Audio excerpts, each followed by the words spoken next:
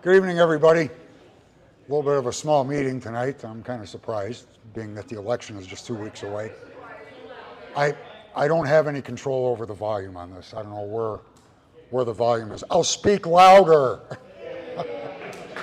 Yeah, it's on. Yeah, it's on.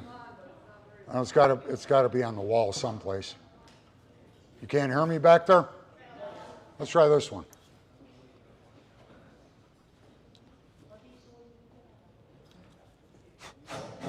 There we go. Apparently the batteries are dead in this one.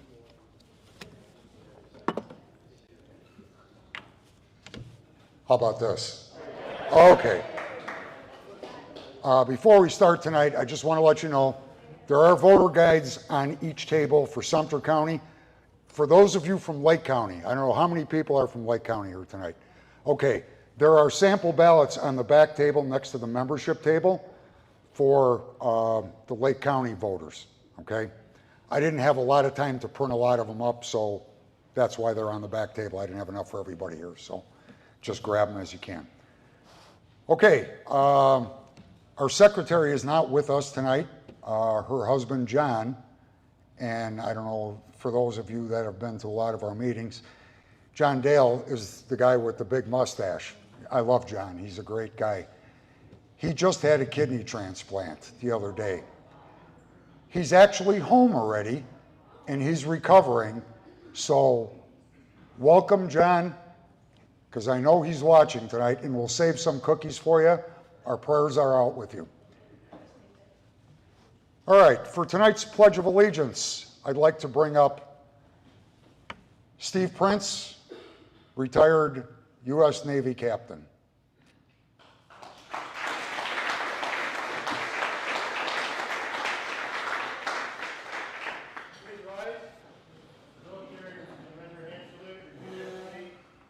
Pledge allegiance to the flag of the United States of America and to the republic for which it stands, one nation, under God, indivisible, with liberty and justice for all.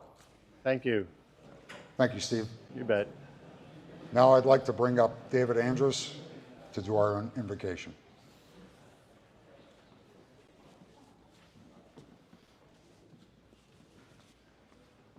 Good evening. Let's go before the Lord and pray. Father, we come to you in the name of your Son, Jesus. Thank you, God, for the opportunity to live in a free country, a country where we are blessed with the opportunity to vote for our leaders. You have blessed America with so many blessings, unlike any other country. And tonight, as we exercise our freedom to vote, we ask that you continue to bless the United States of America. Your word says, if my people who are called by my name will humble themselves and pray and seek my face and turn from their wicked ways, then I will hear from heaven and I will forgive their sin and heal their land. Tonight, Father God, our land needs healing. We pray to you in humility. Forgive us for our sins as we turn to you for forgiveness, strength, and empowerment. Bless our leaders in the government, the state, the county, and in this wonderful city we're so privileged to call home. Help us to unite across the country as we seek your face and pray for unity. In Jesus' name, amen. Amen. Thank you, David. Before we go any further, ladies and gentlemen, I'd just like to acknowledge a man who's taken time out of his busy schedule to be with us tonight, to live stream our meeting on YouTube. And it's on his channel, The Gold Wingnut. He's a candidate-elect for Sumter County Commissioner, former CD and PWAC supervisor, and the producer, director, editor, and owner of Gold Wingnut Productions, Mr. Don Wiley. Let's give him a hand. Thank you, Don. Okay, those of you who are members should have gotten your minutes emailed to you. Do I have a motion to accept the minutes from the last meeting? We have a motion, second. Second, do we, all those in favor? Any opposed? Hearing none, so ordered. Treasurer's report and membership.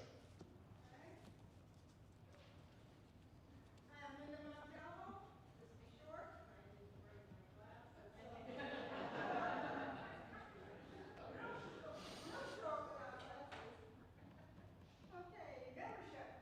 We have currently 193 members and some more that have joined tonight. Wow. Our checkbook balance is at $1,949.94. I did want to say that if anybody is missing a magnet or your name badge, I do have an extra magnet. Thank you, Linda. Okay, how many new members do we have here tonight? You stand up, please.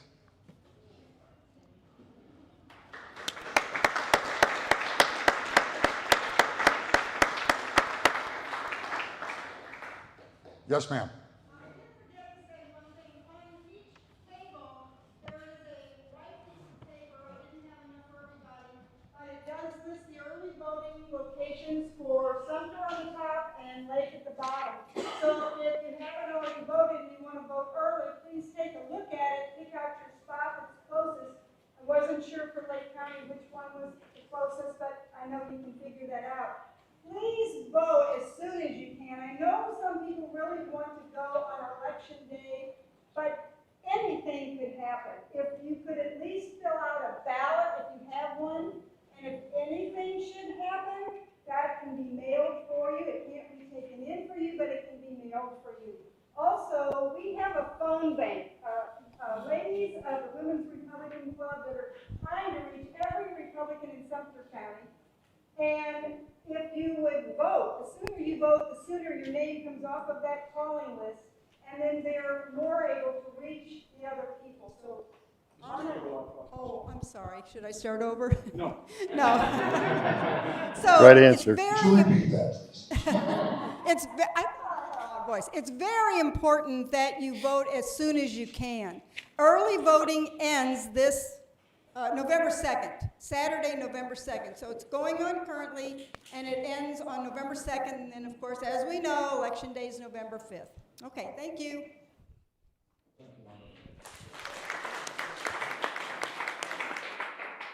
Would all veterans in our audience today please rise?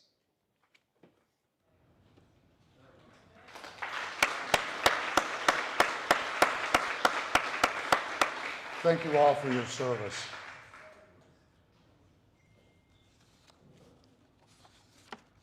All right, we got one more group to recognize, and that's our dignitaries for tonight.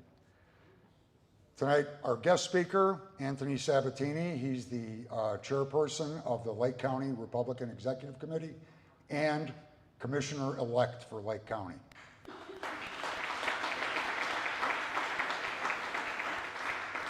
We have Todd Kuhn, who is commissioner-elect for Sumter County.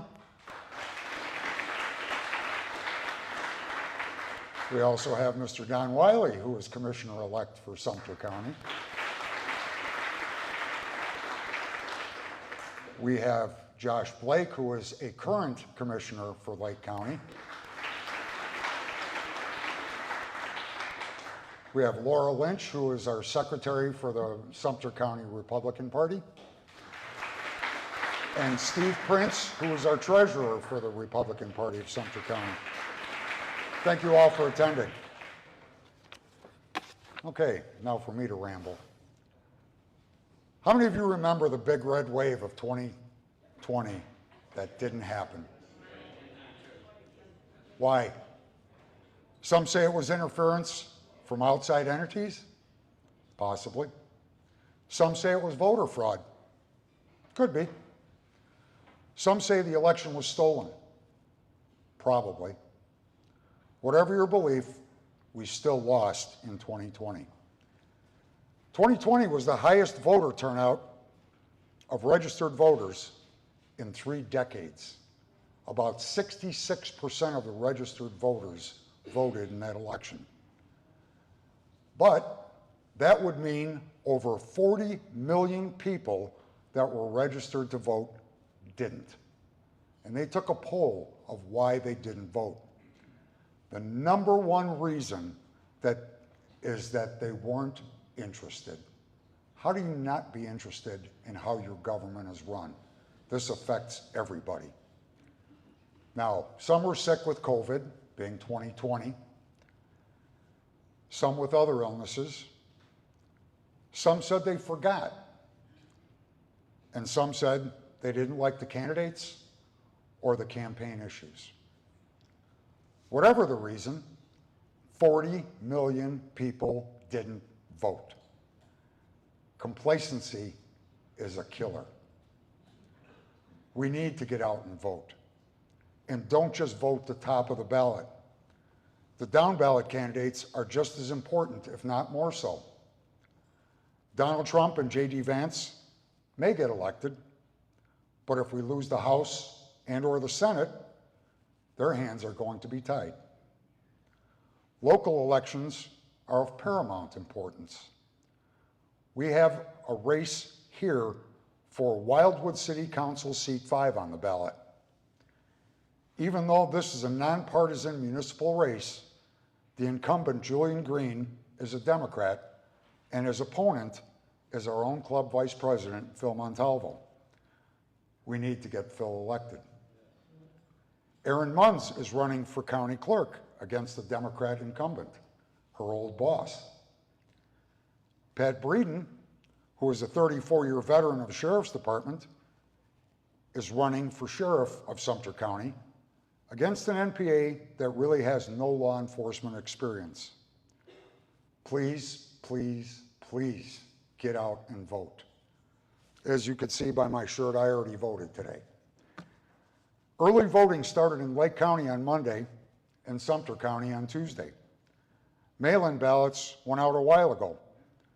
If you received and vote by mail ballot, fill it out and send it in.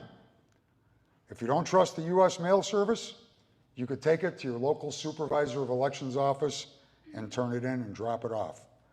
You could then go on the supervisor of elections website and check that your ballot was received and how it is in the process. Early voting is a must, especially in Florida.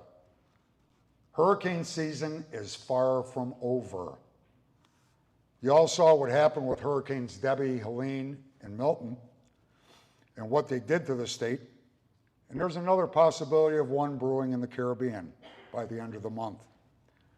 Don't wait to vote. We can't risk having another 4 years of our economy being destroyed, our borders staying open, and the cartels bringing their fentanyl into our great country. Harris Walls isn't about making our country great and prosperous. It's a recipe for disaster.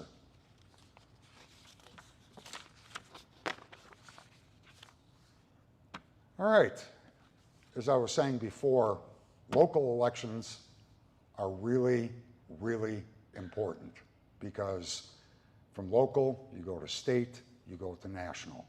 So we need our local officials put into office, our good local officials put into office. Hold on one second.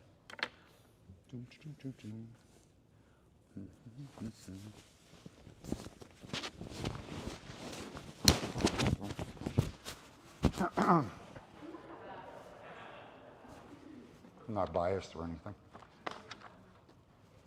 We just happen to have a candidate here tonight that has worked to make a difference here in the villages.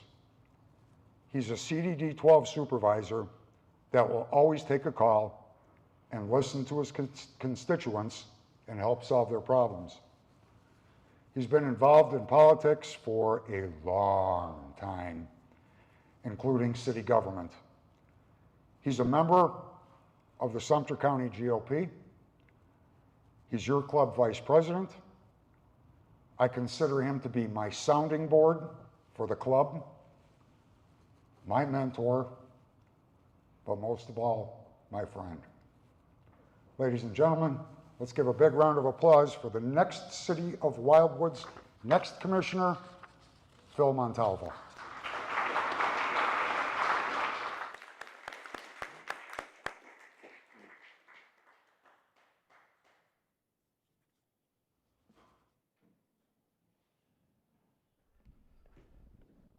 sir. Wow. That was nice. Thank you, Jim. I didn't expect to see that, but that's fantastic. You know, yes, I have been in politics for a long time. I'm not going to tell you how long because you're going to try to guess how old or young I am. But I will say this. Now, I was telling Anthony Sabatini as we were sitting here chatting before the meeting started that I've been in politics from the national level to the state level to the local level in the last, I can't tell you how many decades. And I'd like to say that I have enough political scars on my back to make a tattoo artist cringe. I know how the game is played. So when I was asked to run for this position, it took some thought because in all honesty, I have never run for office before. I've run campaigns. I've always been the campaign manager. I've been the voice behind the curtain, but I have never been the person in front. But this was an opportunity because I live in the villages. I live south of 44. And I got into the local politics situation. I joined the party. I'm a member of the REC, the Republican Executive Committee. And then I became a supervisor in CDD 12. And I learned, it's a little bit different here in Florida how things are done. And I escaped Illinois in 2011 and moved to Orlando. And then I escaped Orlando 5 years ago. And I live in Linden, not far from here. And the whole thing is that the experience as a CDD supervisor gives you a little bit of insight of how things work very, very locally. But I'll tell you just a little bit about myself. I am a lawyer. Don't hold that against me. I practiced law for over 40 years. I was a litigator. I was a former city attorney. I think that you mentioned, Jim, in Illinois, city comparable size to Wildwood.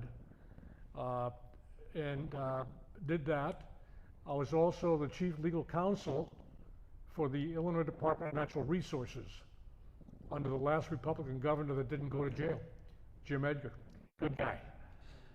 I also served on the board of directors of the Illinois Development Finance Authority, which is a statewide agency tasked with providing funding instruments for projects in economically depressed areas throughout the state of Illinois. We issued probably over $3 billion worth of instruments the last year there. So I think I'm qualified in terms of just just the resume, but that's not enough. A lot of qualified people don't step up to do this. So why am I running? Because I have a dog in the hunt. 75% of the city of Wildwood lies inside the boundaries of the villages. 75%. 71.2% of the registered voters in the city of Wildwood reside in the villages. We contribute handsomely to the coffers of the city of Wildwood through our property taxes. And yet, we have one commissioner out of 5 that lives in the villages. That is not right. We need a greater voice. We need more representation. I want to be that voice. I want to be your representative. When I moved here in 2019, a year later, my street started bubbling limestone, liquid. It was, something was going on. I contacted the city and started the process. And long story made short, 3 years later, my street was completely milled. The drainage system was fixed. It was completely overlaid, got a brand new street about a year or so ago. And because I was able to catch it on time before it was turned over to the city by the developer, it was done on the developer's dime. It didn't cost the taxpayers 1 cent. The same thing happened in another section of Linden where I live, The same thing happened in Monarch Groves. Local eyes on the ground make a big difference. And that is why it's important. But beyond that, I am a lifelong Republican, and I can say that. This is a nonpartisan election. Jim alluded to the fact you have to go all the way down the ballot to find my race. You can't stop at the top and not do it. It won't have an R or a D or an abbreviation of the party. It'll have my opponent's name, then my name comes after that. So you really have to do that. Now, if you have your voter guides, you will see my name. I have been formally endorsed by the Republican Party. So take that with you to the polls and make sure you go right down the ballot on that. My opponent is a Democrat. I am a Republican. I am allowed to say that, even though it's a nonpartisan election. I'm not campaigning as a partisan, but I can tell you who I am politically.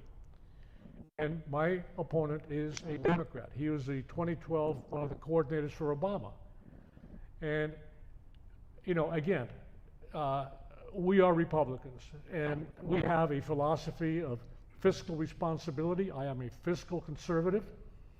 The city of Wildwood has a lot of money coming in, and there are a lot of chop-licking going around about spending that money. And I want to be there to make sure that it's spent wisely, the way it should be. And finally, not only is there a problem with the representation that we have, but you have to have a vision. Why, beyond that, are you running? I'll tell you why I'm running. My vision for Wildwood is as simple as this. If anyone has been to Mount Dora, to Winter Garden, to Winter Park, and you see what great destination places those are, those little towns. I remember years ago in Florida, you go down there, and there was really nothing there. But because of foresight, proper planning, implementations of good development plans, they became destination places. The city of Wildwood could be a great destination place. I would love to step outside the bubble 15 minutes from my house and go to a nice restaurant or do some nice shopping, recreate in a nice, safe, attractive environment. Now, the steps are starting to take place. I think the master plan that is laid out there is a good one, generically. I think it needs to be tweaked. There are a lot of little things that have to be done carefully. But Wildwood can be that type of town and that type of place. With your help, I ask for your vote. And if you do see your way clear to doing that, I promise you that I will not let you down. So thank you, and let's see what happens on the 5th.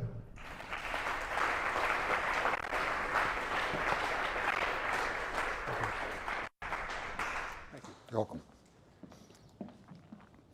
Thank you, Phil. And now I'd like to turn the meeting over to Mr. Steve Prince to talk a little bit about voter engagement and early voting.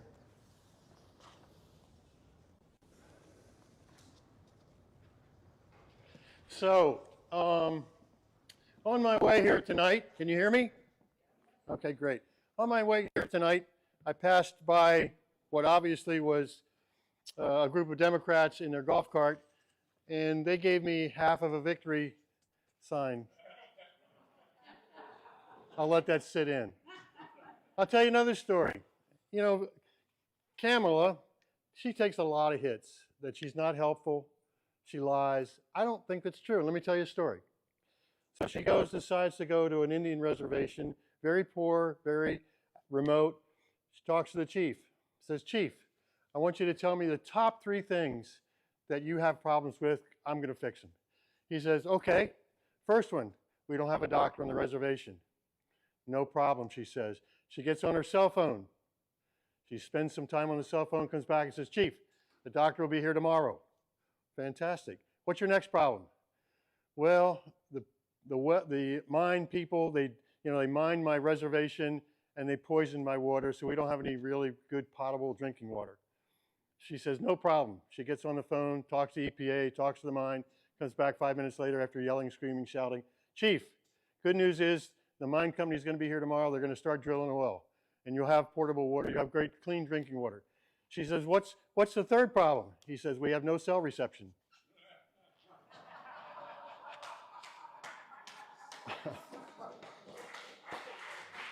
It's the best I got. Okay, so tonight, you've got more Trump signs than you can probably carry out of here. But those Trump signs, van signs, will do us no good sitting in a garage, sitting in a warehouse, sitting in someone's car. You need to take whatever it is you need, these Trump signs, JD Vance signs, get them on your golf carts, get them in your cars, get them on your windows, get them to your neighbors, get rid of these signs and make sure people can see them. This is not the time in the next 2 weeks to be hiding what you're all about in your conservative nature, so do that. You've also got slate cards, voter guides. Take them, give them out to your neighbors. Make sure they understand what it is and make sure they know that this is the guide that, if you're so inclined, including judges, on how we suggest you vote. Now, I wanted to tell you that, I'll give you a couple stats. We talked about early voting. So early voting, as of today, we've had about 31% of the Republicans have done between early voting and mail-in ballots. So we've got about 22,500 Republican votes banked. That's about 30% of the 70, you can clap. That's about a third of the 73,600 Republican registered voters we have in the county. But I'm going to guess, and I'm not going to embarrass anybody, but I'm guessing there are people sitting out here today who asked for vote by mail. I'm guessing some of you maybe have not returned it yet. And as Linda kind of alluded to, you need to get them back. You need to get those votes banked. If you haven't voted early, go now. Get your vote banked. Get your neighbors to vote. By the way, how many of you are originally from the villages? Nobody, exactly. Pick up the phone. Born and raised. Pick up the phone. Get on your computer. Call your old neighbors. Call your relatives.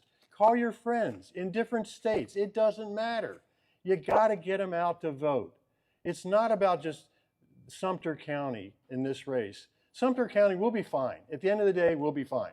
We want to get everybody out to vote, but it's all the other races that are out there and other locales that you need to help. We've got a lot of activity going on in this county by your Republican Party. Linda alluded to it. We've got a phone banking team that have made over 100,000 phone calls to both get out the vote and as well as to try and suppress and defeat Amendment 4, specifically Amendment 4, the abortion amendment. I've got 65 canvassers out knocking on doors of low propensity Republican voters. Those are voters who have not voted in the last two, the 2020 general election or the 2024 presidential primary. Didn't vote. There's 17,000 Republicans in Sumter County that did that. 17,000. We're trying to get them to consider getting off their duff for whatever reason and voting. We've got a lot of work going on at postal stations. People greeting people there, handing out voter guides, saying get out and vote. We've got ads. You saw ads hopefully in the Daily Sun or the local newspapers on Amendment 4, on a voter guide. You saw Bill, the supervisor of elections, 3-page ad on what to do and how to do it. We've got text messaging going out. We've got a lot of activity going out to make this a really successful election. And some of you heard this issue. Sumter County really offsets the I-4 corridor votes. I-4 corridor is heavily Democratic.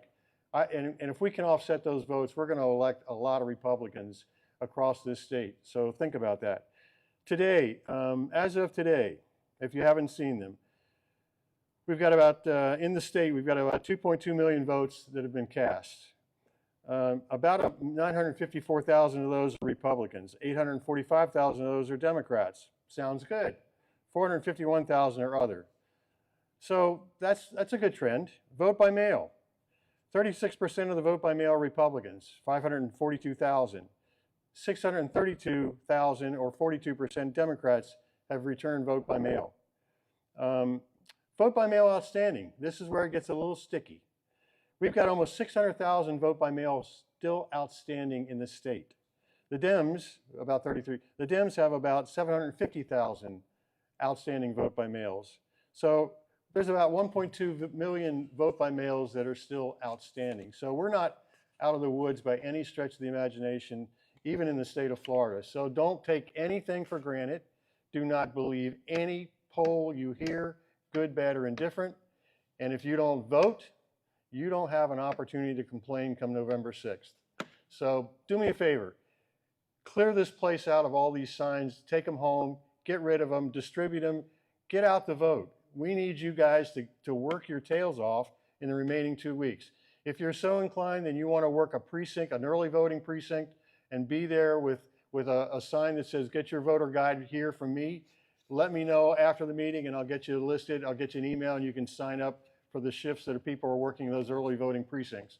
If you want to work the day of the election, you can do that too. We need your help.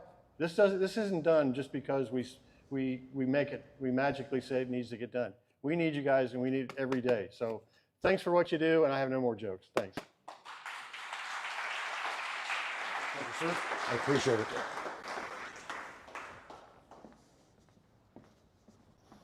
And just so you know, this is just coffee, really. Thank you, Steve. Okay, like he said, please get out and vote. I said it. Complacency is a killer. If you're going to be complacent, we're going to be in the same mess that we have been in the past 4 years. Okay, moving on to new business. As you know, we're coming up to the end of the year, and with that, we need to have our elections of the Executive Board of Officers. Tonight and next month, we're accepting nominations from the floor for all of the officers' positions. We'll be having our elections at our November meeting, which will be November 20th. I don't think we're going to be in this room. I think we're going to be in the 2 rooms next to us here because this room is taken up by, I think it's chair volleyball.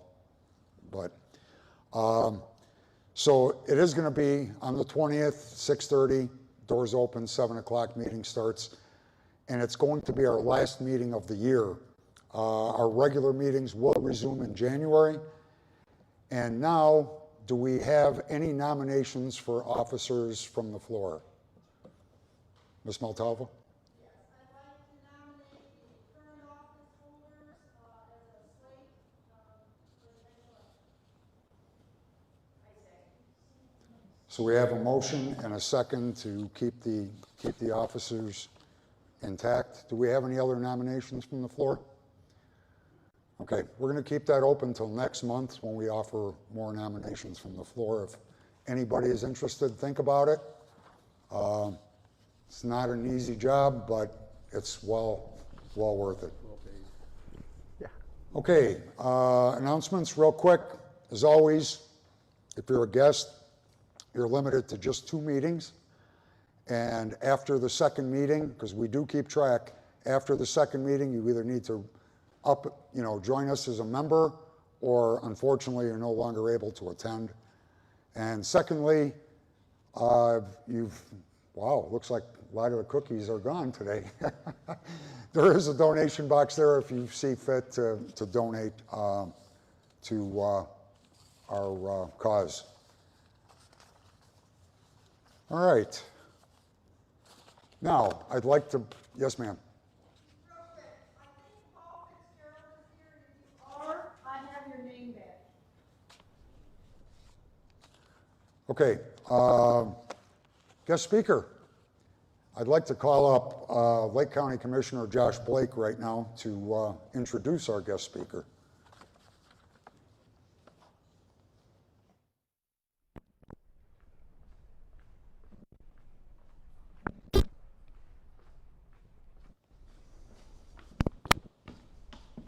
Sir?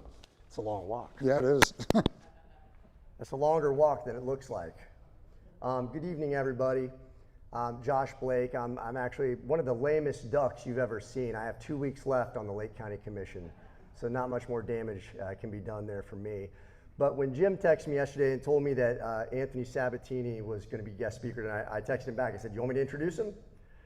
And he said, "Yes." I've known Anthony for a while, so this will be brief. But I think I first met Anthony, well, I guess I should call state rep because he's served 2 terms in the Florida legislature. But I met him in 2016 when I had just won my primary for Lake County Commission at like a Eustis Chamber of Commerce candidate forum, I think.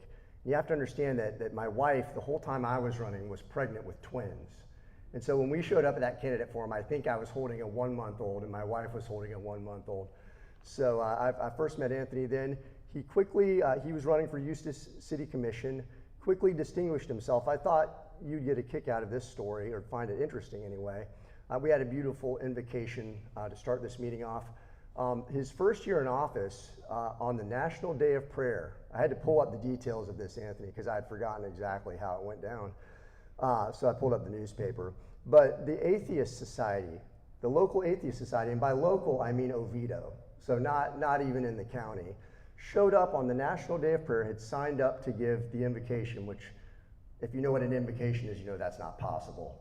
But he got up there in front of the Eustis City Commission and gave a speech about honoring the National Day of Reason, and basically insulted people of faith to their face. It was an egregious thing.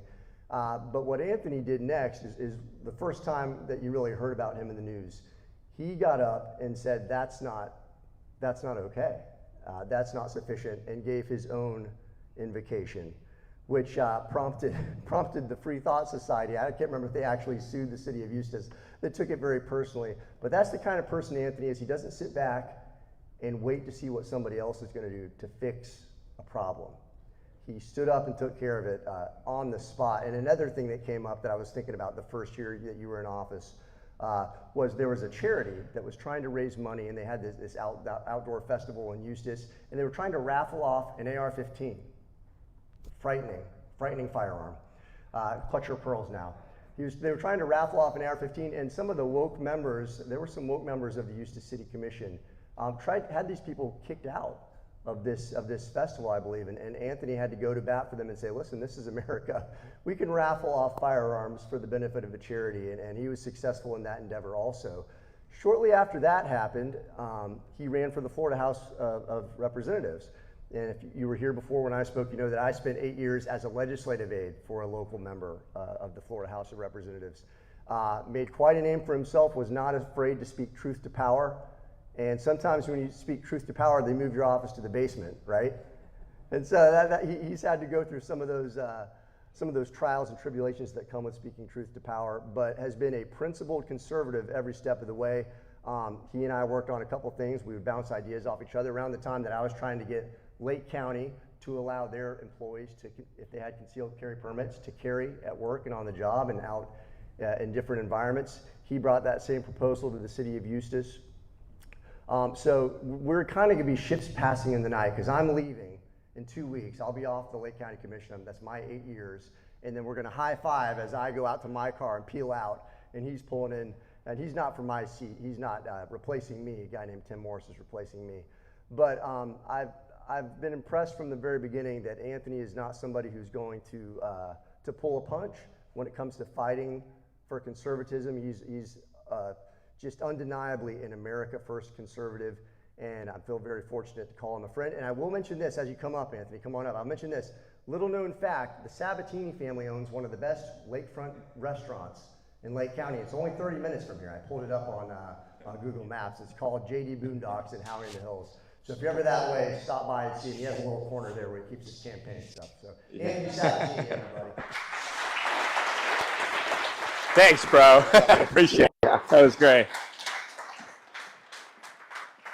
Listen, it's a real honor to be back in this great room to speak to you guys again. I'm no stranger to the Villages. I love the Villages, and we'll probably live here one day. But in the meantime, Josh, thank you very much for that great introduction. If you didn't see, he's wearing a Babe Ruth hat, and that's very appropriate because he's been the Babe Ruth of the Lake County Commission just next door. So he has been our most conservative, most aggressive, most principled, hardworking guy to protect the quality of life in Lake County, which, of course, as you know, affects your quality of life too. We have to have both counties have to be great, and they have to be the best place to live. This has to be the best region in the state to live in. He's helped preserve that. And yeah, Josh ain't lying. So I'm definitely the most conservative member of the county commission now that you're leaving. I take office in a couple weeks. If there's something you need help with or something you need done, even if you live over here on the Sumter side, just give me a call. I don't care if you live in my district. I'll do what I can to help you. You know, during COVID, I was sort of the go-to state legislator in fighting the COVID lockdowns at the local level and fighting the insane tyranny and mandates and mask mandates and vaccine mandates and nonsense that existed at the local level in many places in Florida, even in supposedly Republican areas. So I helped a lot of people statewide with that, and I'd be happy to help you too, even though I'm really right next door in Lake County. A little bit about myself. I was born in Long Island, New York, but I moved to Lake County when I was a year old. So people who see my Wikipedia page are like, oh, you're a New Yorker. Well, yeah, for about 12 months I was. I'm 36 now. I've lived 35 years in Lake County. I went to public school in Lake County, University of Florida for college and law, came back, started my law practice with my wife and 18-month-old daughter who also works there. She's employed. She's also a registered Republican, illegally registered. And, you know, the Democrats too. Why can't we? And, you know, things are going good over there. And just very happy to be on the Lake County Commission because, honestly, we got to make sure that our communities are taken care of and that our Christian conservative values are being fought for at the local level. What makes me different from a lot of other Republicans is I don't do the whole defense thing. We're here to defend this. We're here to defend that. I don't want to defend anything. I want offense. My goal is to destroy the left. Okay? I want the left out of our state. Okay? I want to shut down the left.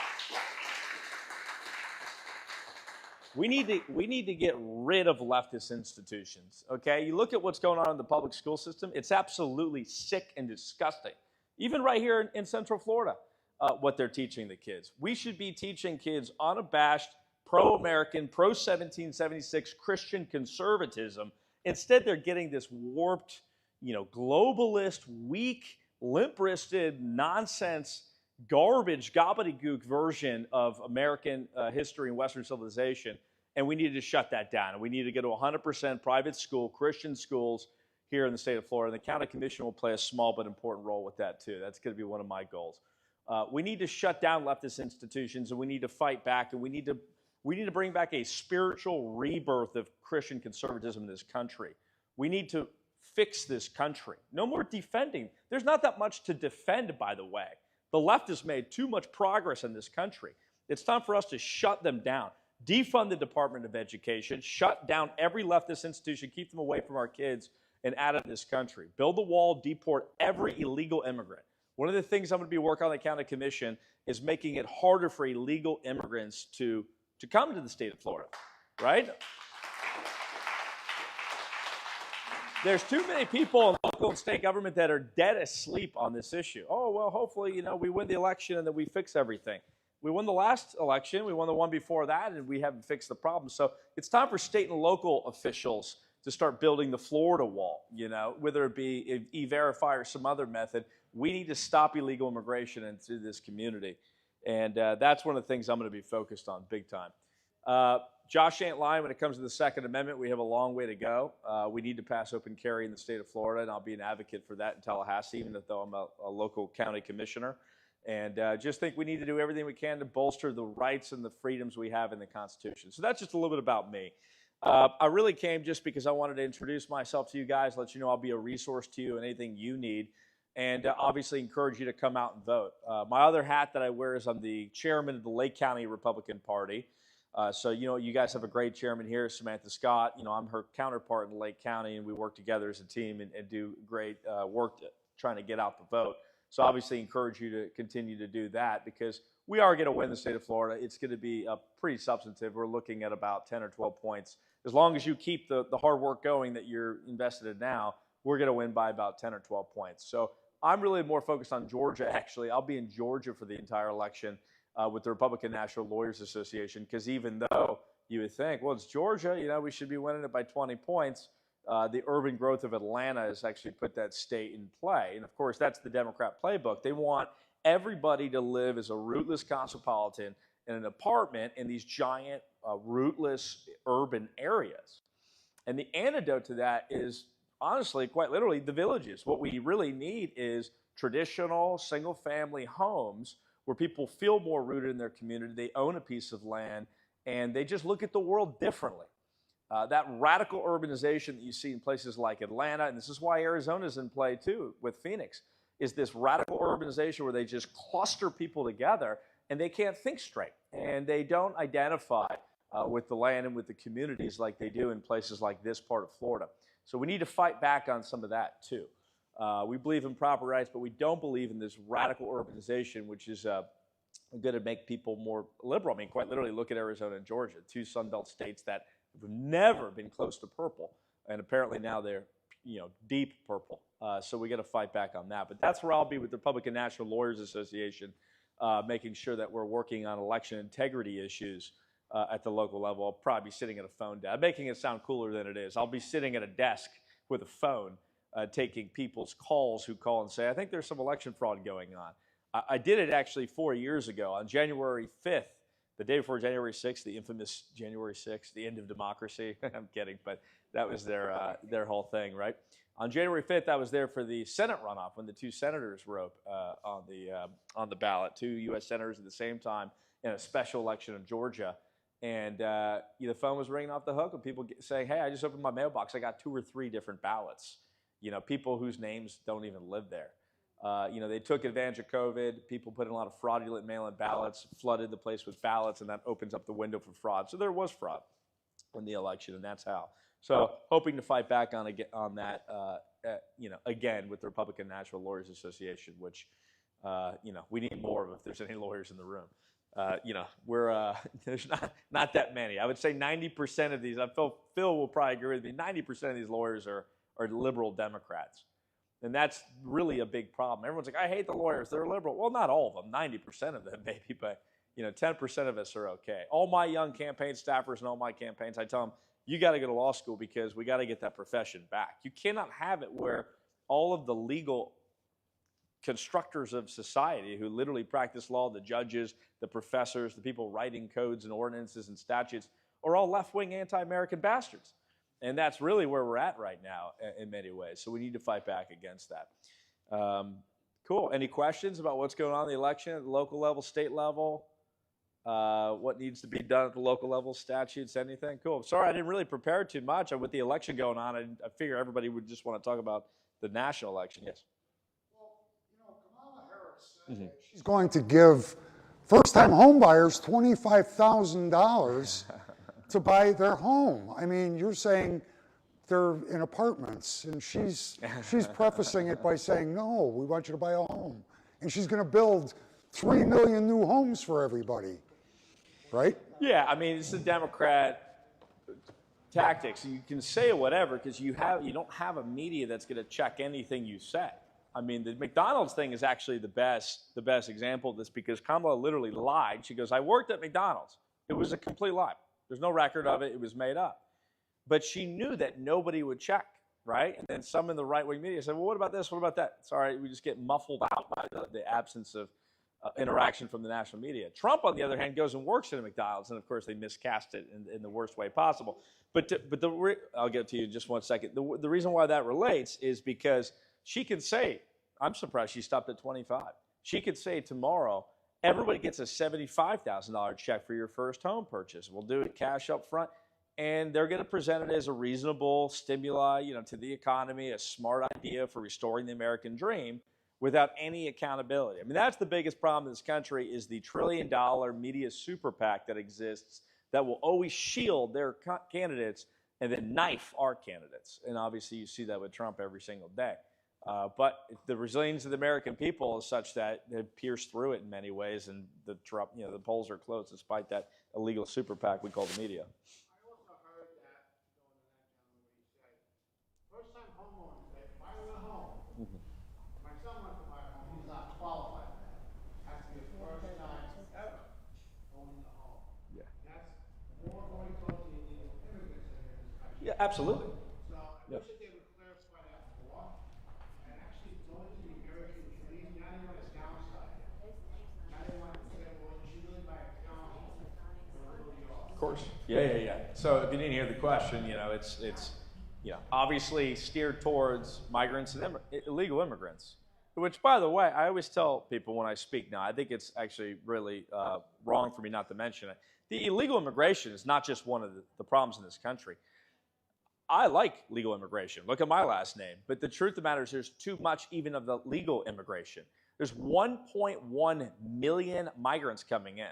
think about this for a second. Yeah, they're coming over the border. That's horrible. That's insane. But is it really okay if we say, well, the 300,000 migrants that came from Haiti, technically they're legal because TPS says that, they have a temporary passport that will never be adhered to, and so therefore they're legal. That's okay.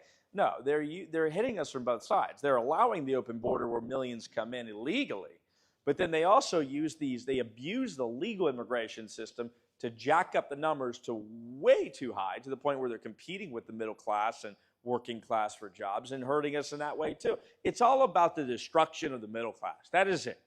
The left is about the systematic destruction of the middle class. You can call it satanic, you can call it evil, but at the end of the day, they actually really believe that the middle class is problematic or bad in some way. What they really want is actually a return to feudalism, where you have these very wealthy trillionaire, billionaire overlords that sort of steer society, and then this gigantic swath of underclass that's completely dependent upon the government for everything, what they can eat, what they can say, how they can live, what they won't own anything. And that was what feudalism was, right? We lived that way for thousands of years in the Middle Ages. That's what they're trying to return to. They want to wipe out the middle class. That's what it's about. That's America, make America great again means to revitalize and rebuild the middle class. That's what we need to be focused on. Say again. Well, it's all. He's asking about the Kamala thing, that's fake. It's never going to happen. It's not real. Yeah. So this is classic, but it's a campaign tactic. 10 days for the election, you say. Yeah. Oh, correct. Yeah. Yeah. The president doesn't have any lawful authority to hand out a $25,000 check. Yeah. Correct. Yeah.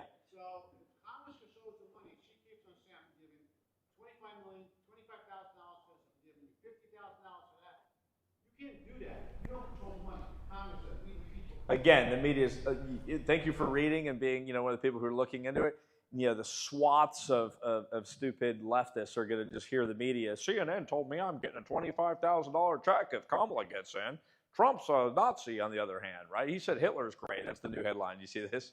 It's just so good. They can say whatever they want. Third-party source says Trump's Hitler. Okay, well, I guess I'll have to take that account next week at the election. It's ridiculous, but but in reality, no, it'll never pass. The $25,000 thing will never pass. And I don't even think she'll even try. Let's say, God forbid, she did win. She wouldn't even try to do it. It'll just be lost and forgotten about. Just like the student loan thing.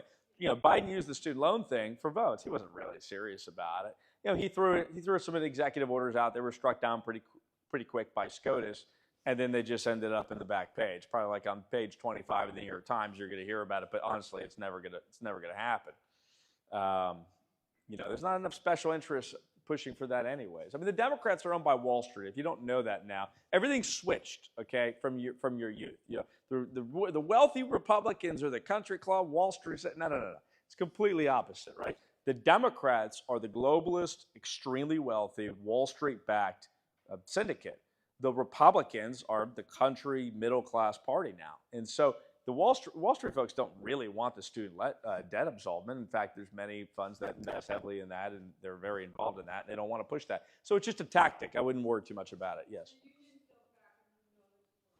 Well, the unions are switching. The whole union thing is getting very complex now because all the unions are obviously, their membership are taking over and they're switching their party to the Republican Party because and now that'll be the next thing is they're going to call for the breaking up of the unions. The Democrats will. It'll be great. It'll be interesting. But there is a complete reversal in the party right now, and that's what's going on. The Democrats are just, listen, if Kamala wins, obviously, people are saying it's the end of the country, maybe, but the truth of the matter is it would be a devastation, especially at the border, because I think the population of the country will go up another 30 or 40 million. And legacy Americans will just be outnumbered. The amount of Americans that understand the Constitution. The problem is, the biggest problem with the immigration stuff, this rapid, whether it's legal or illegal, when it comes too fast, millions of people coming in every day, is you got to realize republics don't come naturally. This system of government we have it's not just like a natural idea. It's a learned set of traditions based on self-sacrifice. You have to slow the immigration down so when people get here, it's like, hey, it's not just about free stuff. It's about giving back and personal responsibility and taking a role in the government and society and sacrifice. And you can't teach that if you're just bringing millions of people who don't. They think of the European model or, third world. They don't understand republics. That's what's going to sink the country. People who don't understand this Republican form of government that we live in. Yes. Yes, ma'am. Okay. I'm a very, very non-political person. Wow. I don't have a clue what a city commissioner does. Sure. Honest to God, I don't. It's one of the most important jobs in government. So people try to make it very. No, I'm a county commissioner. I'm way more important than that. I'm kidding. Here's the deal. Everybody says that they have different roles. They're really not that different. There's a city, there's a county, there's a state, there's a federal government. But they actually have extremely, almost identical overlapping jurisdictions just on different sets of things. So people say, well, the county, I just build roads. No, the federal government builds roads, the state builds roads, the cities build roads. Everything that the different levels of government do, they do it, they just do it at a higher level. So the city commissioners, when you talk about transgender surgeries, well, I hope the state, stops these insane butchering of transgender surgeries on kids. But that's the state's realm. Actually, no, the city can play a role in that too. The city can pass an ordinance to ban the butchering of children and cutting off their sexual genitalia. They can do that because they have jurisdiction over their own area. The county can do it, the state can do it, the federal government can do it. And so there's it's just different levels of jurisdiction, but the same exact issue sets, just at higher levels. So let me answer your question again. Taxes, they're gonna pass the local taxes. The county has a tax set, state has certain taxes, and the federal government has taxes. So and no matter what the issue is, it's just a smaller jurisdiction. That's all. Yeah. Yes, ma'am. I'm concerned about the ID and citizens being approved Sure. To vote. And is there something we can put on the license whether you are a resident or not? Are you talking about Florida or in other states? Throughout the U.S. I mean, we don't. Well, it's not one issue, so I'll address them separately. So I wouldn't worry too much about Florida ID. We have a great driver's license program where they're scanned and checked pretty easily and administered. And if somebody tried to register with a fake driver's license, it would be detected pretty quickly because we have a driver's license printing program that actually numbers them in a special way, makes them scannable. And you do have to have a ID to vote here in the state of Florida. I'm sure you guys know that. Other states, which the federal government technically could exercise jurisdiction over, but they never have their own laws. So if you live in a place like Washington State, you don't need an ID at all. You could just walk in and say, I feel like I'm a resident today, and you're allowed to vote. Or if you live in, I think it's wherever Princeton, like the town of Princeton, New Jersey. Oh no, I'm sorry, in Baltimore, and in one of the college towns in Maryland, they allow illegals to vote. So if you're illegal, that's fine. Just make sure the photo says, you're illegal and you're in. We don't have any jurisdiction over them as a Florida government, but the federal government can clamp down. So if you had an actual tough Speaker of the House, not a pushover joke of an elected official like Mike Johnson, who's basically half Democrat, half Republican, if you had an actual tough leader, they would push a federal statute which says all states must use voter ID or you're going to lose your highway funding. You're going to lose your university system federal funding for the DOE. You're going to lose anything. Military bases, we're going to move them out of your state. If you had tough leaders, we could fix this country. But you have to understand, the leadership of the Republican Party, listen, I'm a diehard Republican. I'm the chairman of the Republican Party. I vote Republican no matter what. Put a gun against my head, I'm going to vote Republican over Democrat. I don't care. But I'm extremely critical of the leadership in the Congress of the Republican Party. They are some of the weakest, most limp-wristed, low T, low testosterone, pushover, lame losers who have ever held any political leadership of any party in this country. I mean, they're Mitch McConnell and Mike Johnson. If we did not have the House for the last 2 years, it would have made no difference. We used no political power to get anything with the current Republican leadership.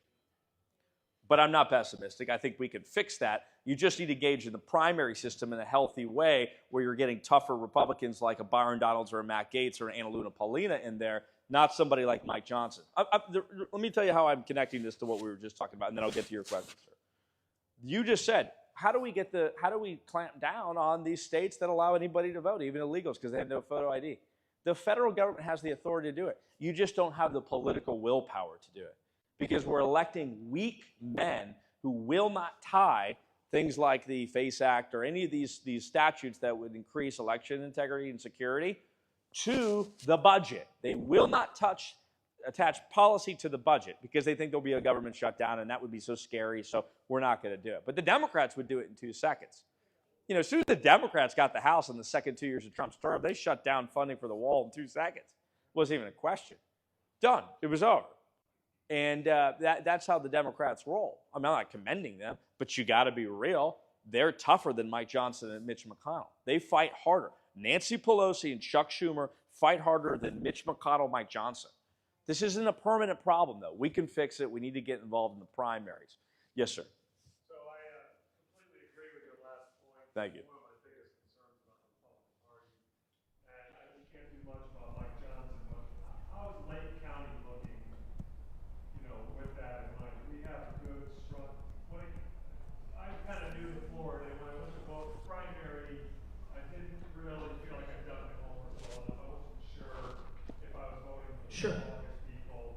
So that's It's tough. my fault. It's tough to know because there's 20 different races and 20 different people. But generally, we're doing okay. I mean, this isn't really the problematic area. But, you know, the truth is you should always be looking to elect the toughest Republicans you can get, because that's what the Democrats do. If you're moderate, when I was in the state legislature, there was one Democrat who was considered the moderate Democrat, okay? She was like, well, I'm pro-life, I'm Christian, I'm not gonna vote for one of the abortion amendment to a bill on the floor of the Florida House of Representatives when I was there.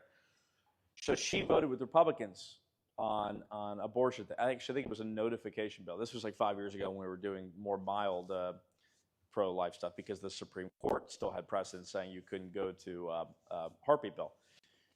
She was gone 3 months later. They had primaried her in 90 days flat. You never heard her name again. That's how the Democrats are.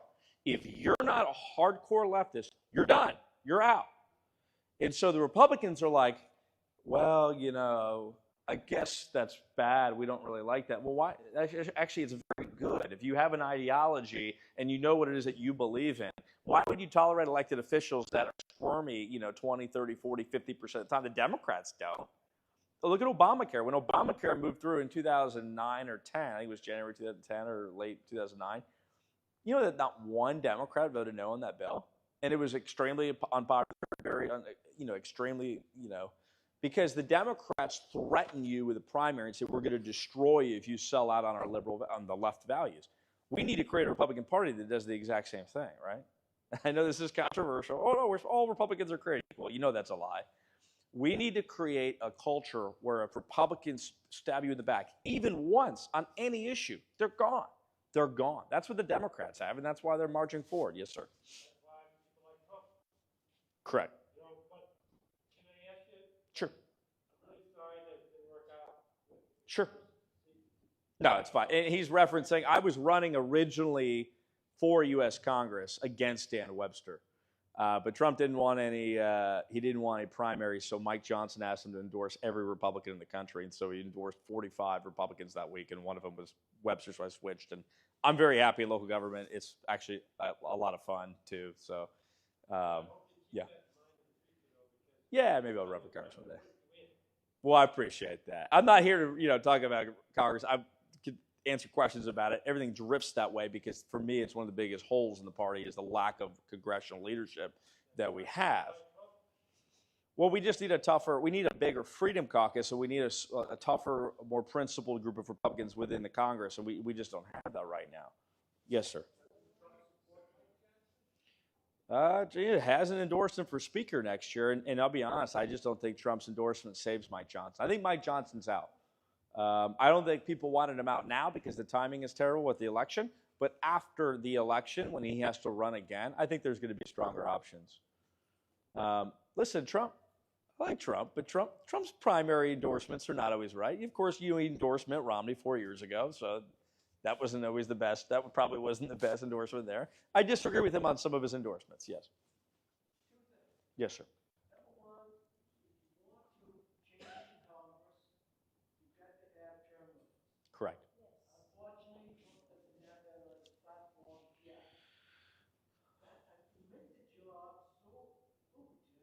So, sure. Just so you know, it's very important. It's when you describe a political problem, it's very important to also identify the exact solution.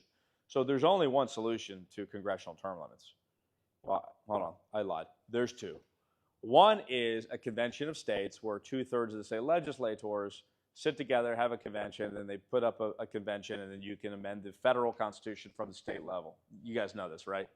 Florida's passed that years ago. My great predecessor, Larry Metz, honorable former state representative, was the one who ushered that through Florida when Josh was working in the Florida House of Representatives. And so there's nothing more you can do for that route, because we did that, and now we're waiting on other states.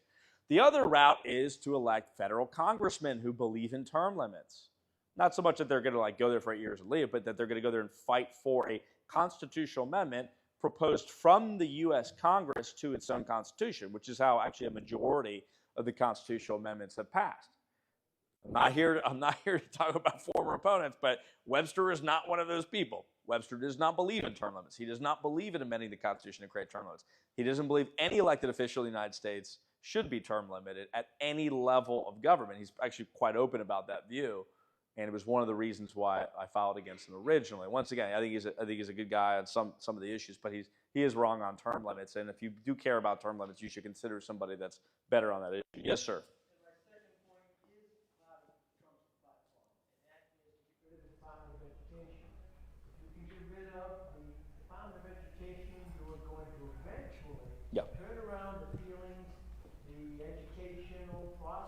And teaching the kids today Sure. in a more conventional way.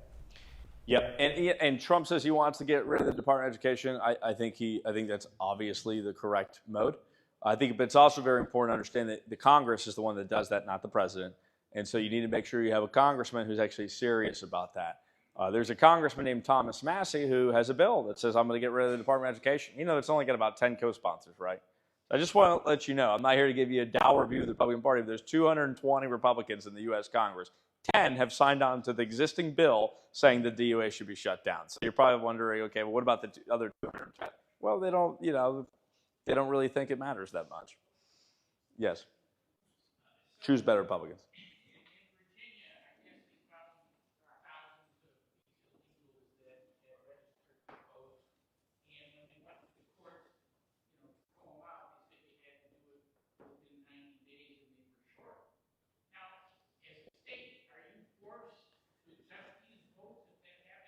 No.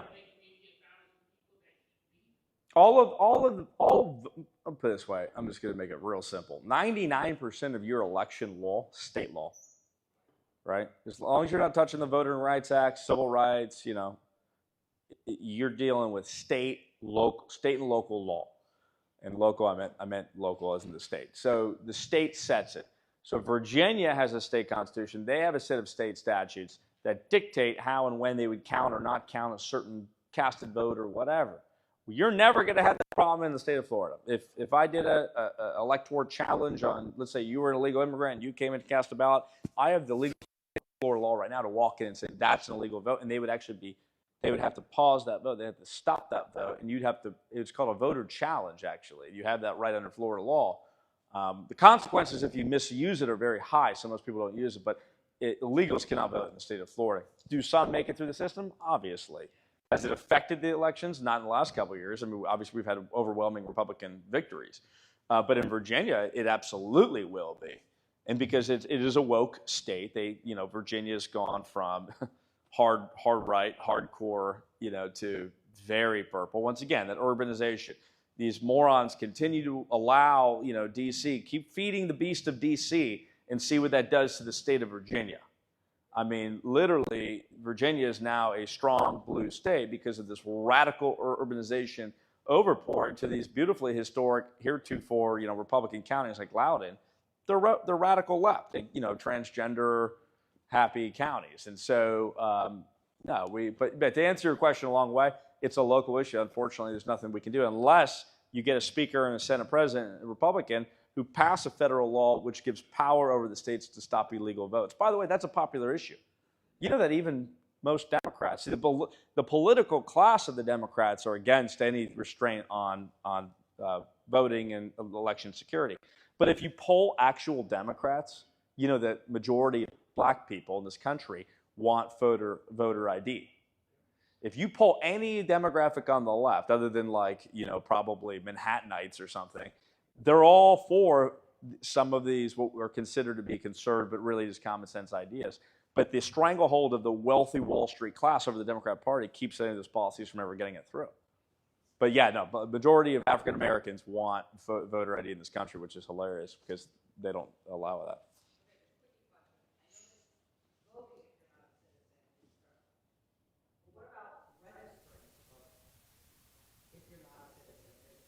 It depends on the state. Yeah, so you would have a state statute. There's no federal statute saying if I walked in, there isn't a federal statute on that, no.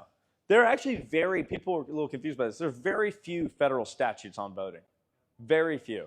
And it's spoken through the Constitution only sparsely. And then you get the Voting Rights Act and a few others, and then you got motor voter, a couple rules about registration. That's it. It's a very thinly guarded area, which is actually ridiculous if you think about it. Because the presidential election, most important election, obviously, is a 50-state election, and it's literally controlled by just these local laws. Florida, if you register, you would be automatically guilty of a third-degree felony because at the front, on the front page, there's a registration page. You actually swear on the page, so you would be guilty of uttering a perjured document, which I've litigated one of those cases. I am a lawyer if you need a lawyer. If you register illegally, give me a call. Any other questions? I like questions more than talking, yes. Primaries. You got to get involved in the primary.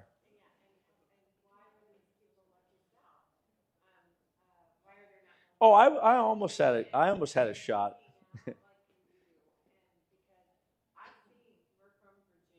Sure. Look at Bob Good. They took out Bob Good. He was one of the best. Yeah. This system.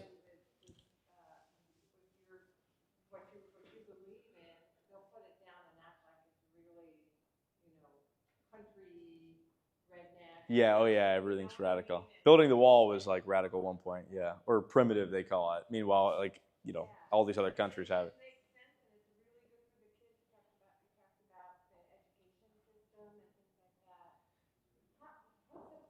I think the biggest thing is just the education system, because if you can educate people the importance of civic engagement and self-sacrifice, like, hey, I can go make $1 million running a big business, but really at the end of the day, I also need to be a good citizen and be involved in the political process. That's gone right now in the society. I mean, there's no guilt about people saying, I don't vote, I don't care about voting. Politics is corrupt, it's stupid, it's blah, blah, blah, blah, blah. You know, both parties are the same. There's all this cynicism that exists. It all came from the education system, 100%. 100%. Yeah, some of the bad parents are saying that, but it's the education system teaches that the political system is sort of this, irrelevant, not that important. And that's just a modern culture because the government has become such a large administrative state that's controlled so many small aspects of your life. The feeling essentially, can't really vote to change anything, and that this giant federal state apparatus that takes care of everything from what goes in my food to how the stormwater, where that goes. I mean, everything around you is controlled by a bureaucracy. And I think that level of it creates a level of impotence and disengagement in society. And the only way to combat it is through a robust education system. The best way to save this country in 2 steps, 100% voucher schools, incentivizing religious and traditional American founding centered curriculum. And then in 18 years, you're going to have, 50, 60, 7% of this country inhabited by young people who have a strong, robust, conservative vision for the country. And the country will turn on its head like that. That's the only way to fix it. So, because I don't care what they say, you'll never fix the public school system. You could put Band-Aids all over it, which is what we do. Hey, stop with the book, stop with these transgender books here, or, stop making my 3rd grader say a transgender pronoun to the teacher here. But that's all Band-Aids. The only way you fix the country is the robust, private, Christian, substantive, pro-founding fathers education. I know he's giving me the hook. Okay. More questions? That's the fastest, easiest way. I mean, there's other things we could do, but that's the fastest, easiest way. And the state leads that. But by the way, this begs the question. I'm kind of a liberty guy. I want to shut down the Federal Department of Education. But if you had serious Republican leaders in the Congress, you wouldn't want to shut down the federal Department of Education. You'd want to use it as a bludgeoning tool, right, over the woke states to say if you get, you get federal funding if you put in 1776 curriculum, if you put in Christian curriculum, you put in traditional 3 R's education, and you could use the federal Department of Education that way, but you don't have that imaginative, strong fighting Republican leadership right now. So you're stuck with the second best answer, which I agree with too, which is just shut it down. Just shut down most of the federal government because it's all wokeified and you can't fix it and whatever. So just shut it down, which I'm also fine with, but I do think it's the second best solution. Yes. Every election cycle, the Democrats are going to say, this is the one where the Republicans are going to shut down Social Security. Obviously, there's not a single elected Republican in the country at any level of government that truly advocates cutting down, slimming down, thinning out, or shutting, Social Security. So no. But do I believe that both parties are doing a bad job at protecting Social Security and that the Democrats are more negligent because for them, they don't care because they're the Wall Street party now, right? If they'll lie and say they care about Social Security, but if it gets extinguished in 20 years or whatever, they're going to be okay with it because that's just for them. That's one less entitlement. They are the Wall Street party. They don't believe in, it's all.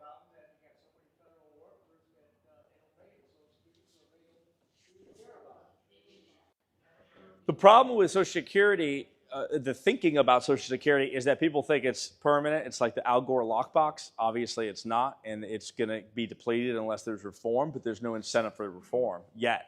I think eventually there will be. And I actually, weirdly enough, think that it would be one of the rare bipartisan issues where both parties try to save it with alternate means. The Democrats will have some crazy idea. Republicans will have a more common sense one. I don't know what'll happen.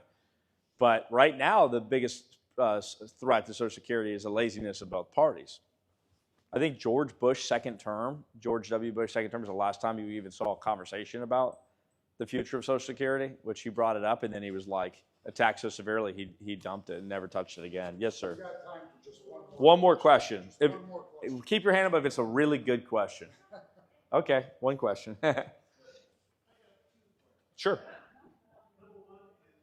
Correct. From what the gentleman said here, being ex-federal employee, all federal employees have been paying the Social Security since the mid-1980s. That was a change made around rate. Yeah. So the idea that they're not paying Social Security is absolutely wrong. Yeah. We're liberal, but that's all. Sure. What's the question now? My question to you is, you say you want to have a school system that teaches those good, Christian values. Yes. Great. I'm not a Christian. I'm Jewish. Sure. So, what should I do? Pull my kids out of school? Am I not welcome anymore? Or I just want to teach them? Yeah, so I'm using abbreviated speech. Here's what I really mean. Vouchers for religious education.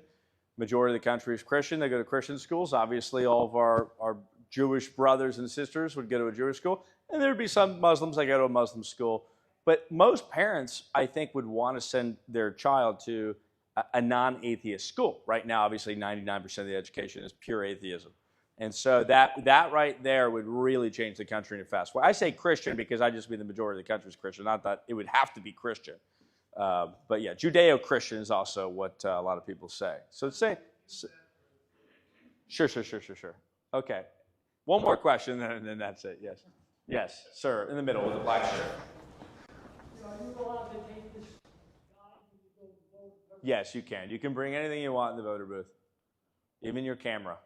Ignore the statutes that you can't take a picture of your ballot. That's nonsense. It's been discarded by state attorneys years ago, but they still tell you you can't take pictures.